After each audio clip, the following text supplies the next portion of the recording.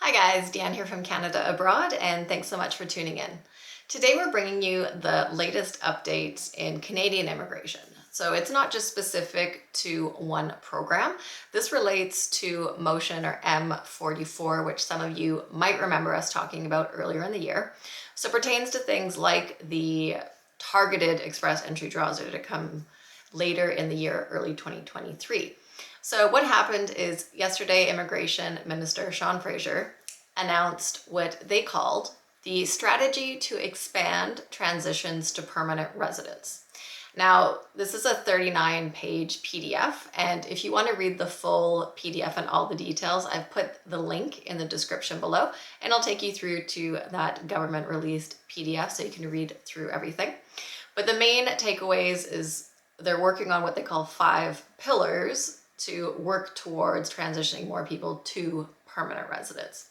So in the report, there's not a lot of detail that we're probably hoping for, like when is the new TR to PR program coming?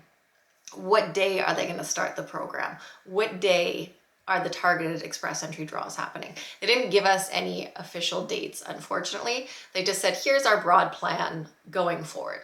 So they did note that they're going to be using their increased immigration targets, so allowing more people to become permanent residents each year so that they can get people from temporary residence to permanent residence.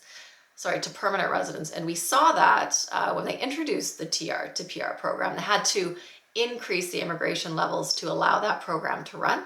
So they said they're going to be making use of the increased immigration levels. We'll see what that means. The second pillar relates to reforming the express entry system.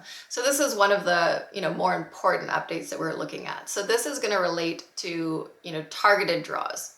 So in the report, they say that they could be targeting for language. So people who speak French, because they are trying to increase the number of francophone immigrants. It could be targeting certain education that you've completed, certain work experience, so in a certain NOC code, Canadian work experience, and then any connections to Canada. They also said that they would be looking at and maybe reassessing the number of points assigned for things like Canadian experience, so work experience, education, and language proficiency. So we'll see what kind of changes might come of that. Again, they didn't give anything specific, just broad statements. The third pillar is assisting certain temporary residents to get to permanent residency. So this is looking at people maybe that there's delays in getting their qualifications assessed, such as doctors, before they can practice in Canada, or putting them in touch with the resources that they need to get all of their qualifications in order so they can get from that temporary residency to permanent residency. So it's more of a focus on assisting people, with their qualifications and maybe any hurdles they have with practicing their profession in Canada.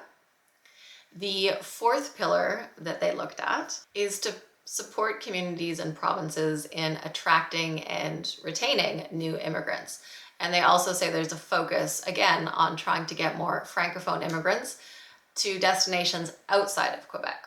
So if you are fluent in French and you do speak English even as your second language, and you could do a French and an English test, there's a lot of opportunities to become permanent residents of Canada. Lots of programs are favoring that French language right now, or at least some of the provincial programs are giving more points for it or targeting that as well.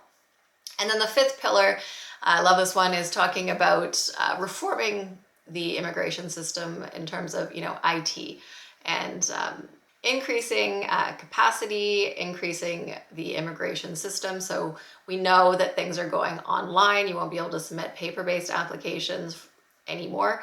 That's going to be starting September 23rd, and then increment different programs throughout the year. They're going to transition to online. Also increasing the capacity to process applications. So basically they're just saying, we're working on making sure that we can process files quickly and efficiently. And in doing so, they are going to be, making changes so that things can be online.